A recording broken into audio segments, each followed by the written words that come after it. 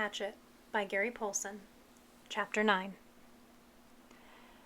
Brian found it was a long way from sparks to fire. Clearly there had to be something for the sparks to ignite, some kind of tinder or kindling, but what? He brought some dried grass in, tapped sparks into it, and watched them die. He tried small twigs, breaking them into little pieces, but that was worse than the grass. Then he tried a combination of the two, grass and twigs. Nothing. He had no trouble getting sparks, but the tiny bits of hot stone or metal, he couldn't tell which they were, just sputtered and died. He settled back on his haunches in exasperation, looking at the pitiful clump of grass and twigs. He needed something finer, something soft and fine and fluffy to catch the bits of fire. Shredded paper would be nice, but he had no paper. So close, he said aloud. So close.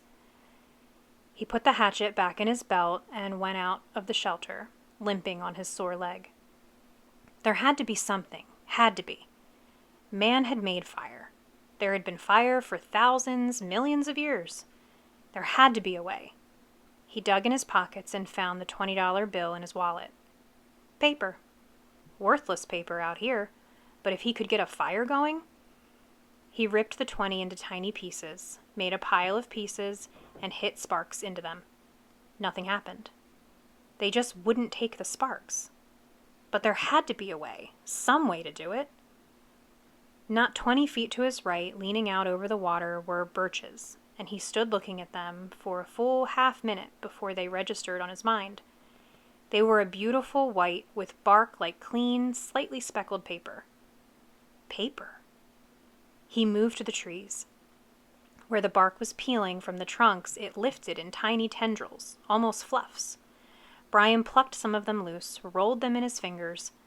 They seemed flammable, dry and nearly powdery. He pulled and twisted bits off the tree, packing them in one hand while he picked them with another, picking and gathering until he had a wad close to the size of a baseball. Then he went back into the shelter and arranged the ball of birch bark peelings at the base of the black rock. As an afterthought, he threw in the remains of the $20 bill. He struck, and a stream of sparks fell into the bark and quickly died.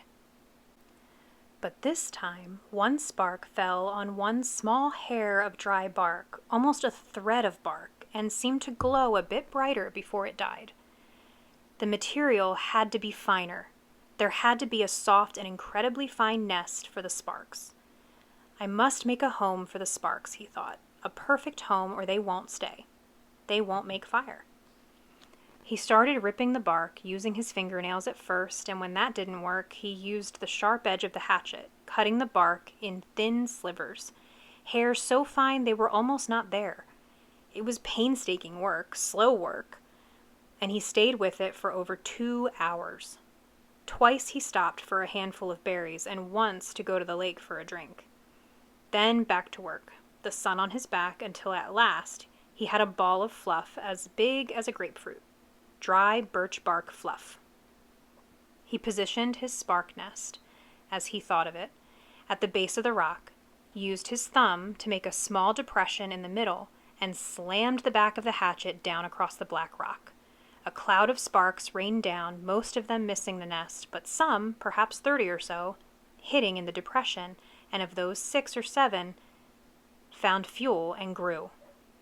Smoldered and caused the bark to take on the red glow. Then they went out. Close. He was close. He repositioned the nest, made a new and smaller dent with his thumb, and struck again. More sparks, a slight glow, then nothing. It's me, he thought. I'm doing something wrong.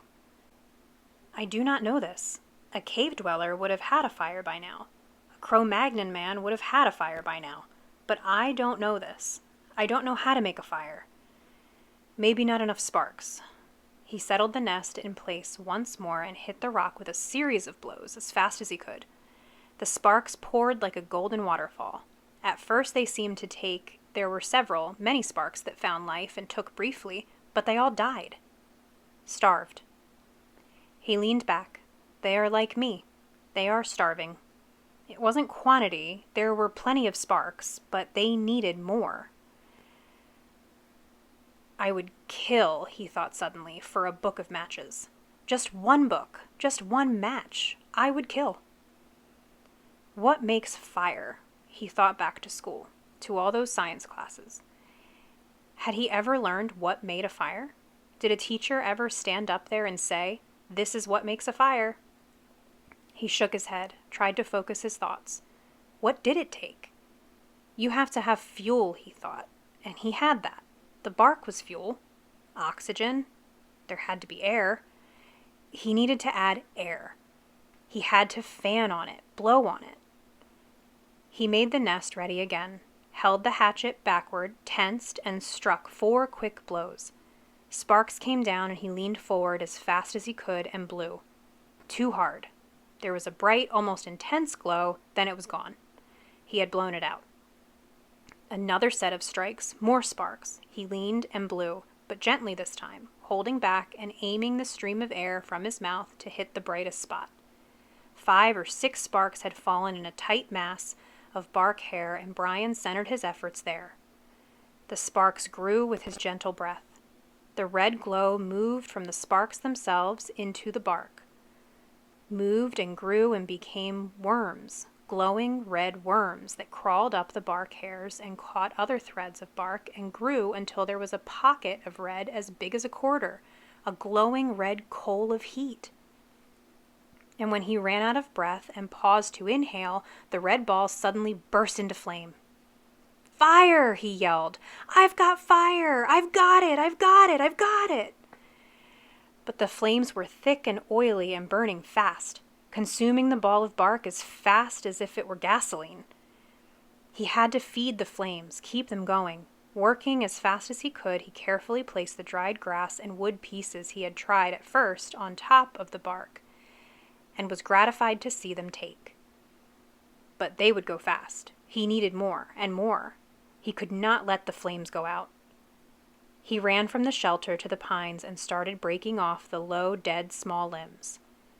These he threw in the shelter, went back for more, threw those in, and squatted to break and feed the hungry flames. When the small wood was going well, he went out and found larger wood, and did not relax until that was going. Then he leaned back against the wood brace of his door opening and smiled. "I have a friend," he thought. "I have a friend now. A hungry friend, but a good one. I have a friend named Fire. Hello, Fire." The curve of the rock back made an almost perfect drawing flue that carried the smoke up through the cracks of the roof but held the heat. If he kept the fire small, it would be perfect and would keep anything like the porcupine from coming through the door again. A friend and a guard, he thought. So much from a little spark. A friend and a guard from a tiny spark. He looked around and wished he had somebody to tell this thing, to show this thing he had done. But there was nobody. Nothing but the trees and the sun and the breeze and the lake. Nobody. And he thought, rolling thoughts, with the smoke curling up over his head and the smile still half on his face, he thought, "I wonder what they're doing now. I wonder what my father is doing now. I wonder what my mother is doing now. I wonder if she is with him."